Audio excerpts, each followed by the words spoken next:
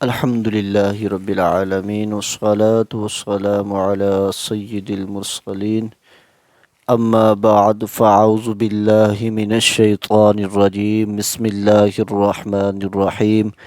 آج انشاءاللہ الکریم سبق نمبر 14 پڑھیں گے جو نون ساکن اور تنوین ادغام اقلاب کے بارے میں ہے۔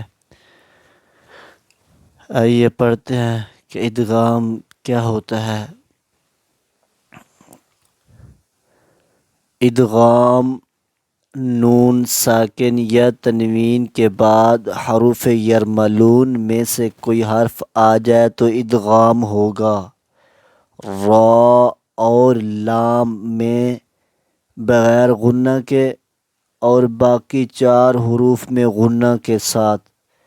حروف یرملون 6 ہیں اور وہ یہ ہیں: یا، را، میم، لام، واو، نون۔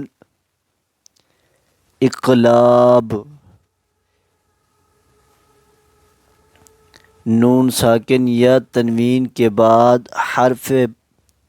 حرف با آ جائے تو اقلاب ہوگا، یعنی نون ساکن اور تنوین کو میم سے بدل کر اخفا کریں، یعنی غنہ کر کے پڑھیں۔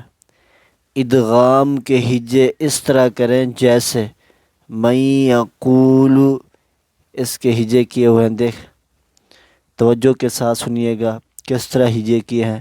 اگر ہجے سمجھ آ گئے تو پوری تختی ہم انشاءاللہ الکریم سبق نمبر 14 کو اچھے انداز سے پڑھ سکیں گے۔ میم،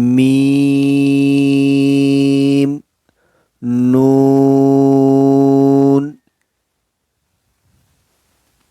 یا، زبر، میں، یا، زبر یا،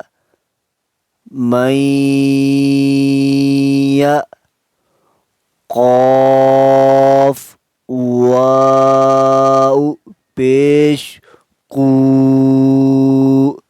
من یقو، لام، پیش، لو، من یقول۔ یہ ادغام کے ہجے کا طریقہ تھا۔ اب اقلاب کے ہجے کس طرح کرنے سنیے۔ اقلاب کے ہجے اس طرح کریں جیسے میم،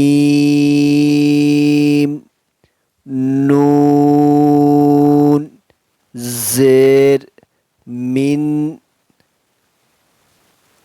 با، عین، زبر، با، من، با، دال،